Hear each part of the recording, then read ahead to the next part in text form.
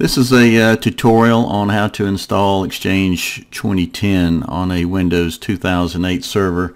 There's a couple of prerequisites that are required. One being a set of requirements for when you're installing Exchange on a Windows Server 2008 Service Pack 2, your basic Enterprise Edition or Standard Edition 2008.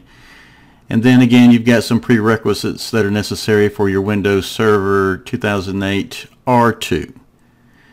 And that includes this list here, and I'll post these up on the blog so that you can copy and paste them in, make it a lot easier. Of course, one of the prerequisites, of course, is to have PowerShell, because you're going to be using that to install these components. Of course, first we've got to install the based on that list, the service pack, or what we call the filter pack for Exchange, which we're doing here, and this is just a very quick install.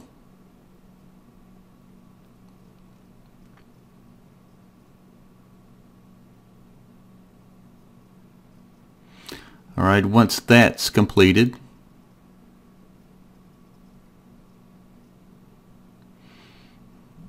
we're going to import the or get the server manager imported into PowerShell using the import module commandlet. So we're going to bring up PowerShell and run this commandlet from a command prompt. Alright, once server manager is executed, now we're going to go back and add those particular Windows features that are necessary as the prerequisite for installing Exchange on a Windows Server 2008 R2.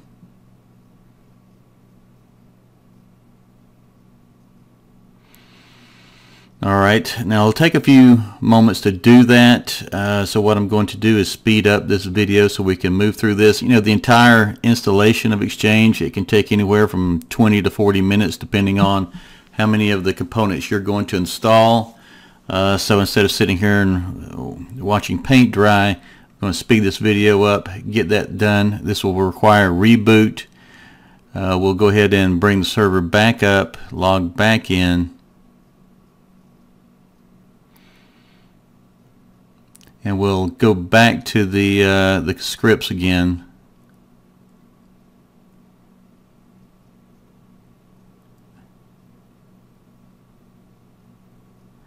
And now we're at the point now where we want to configure the net.tcp port sharing service to run in automatic mode by executing this in PowerShell. Alright, that's done. Let's confirm that by going into Services.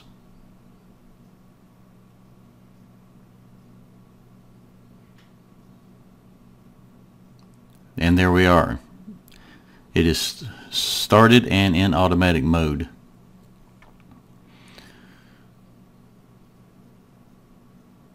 Alright, we're pretty much done with the prerequisites here, so we'll go ahead and begin the installation of Exchange Server 2010. You can install some other language packs here, but again, this is really for testing purposes, so we're not going to install those pieces here. We'll go ahead and begin the installation, and since this is strictly for testing purposes, we're not going to install some of the other aspects of Exchange, as far as the messaging is concerned. We're just going to basically install the basic install to where we can actually test an Outlook client, and this will be an Outlook 2010 client or Outlook 2007. So when we go through the actual install, it'll ask us a few questions here, and of course we don't want to go, we're not going to add the Edge transport, we're not going to add the unified messaging, so we're just going to go with basically the typical install. So again, for testing, we'll just kind of click through this. We're not going to be testing any Outlook 2003 clients. This is not going to be an internet-facing Exchange server. This is just really for internal testing. Don't really care to participate in that. And so we're going to, this portion of the install will run through the readiness checks to make sure we've got all the prerequisites installed. And once that's ready to go, we're now beginning the installation. This is probably the longest process here. I'm again speeding up the video. If you notice the elapsed time up here, we're going to really run through this fairly quick.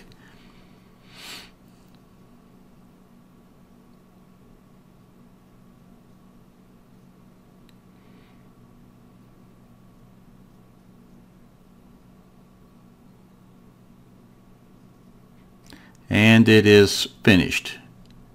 Alright, we're going to hit finish here, which will launch the Exchange console.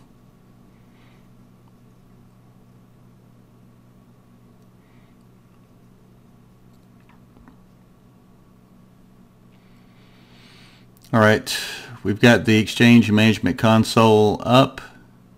We're going to expand this node here. We'll bring this back up, close out that window. Let's expand this node. It'll take a while to kind of hook into the Active Directory. I am running this particular install on my my domain server. We've got a few other options here as far as step 4 and step 5. There's also the aspect here where you can hook into running Windows updates automatically. For testing purposes, it really doesn't matter. That's my trial period. Alright, we've broken into 3 nodes: the organization configuration, server configuration, recipient configuration.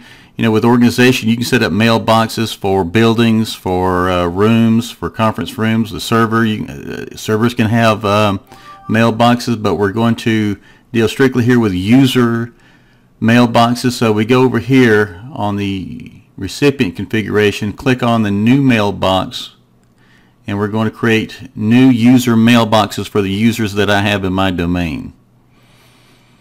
So we're going to add existing users from my domain. Here are my users that I have, my test users. We're going to hit OK here, hit next.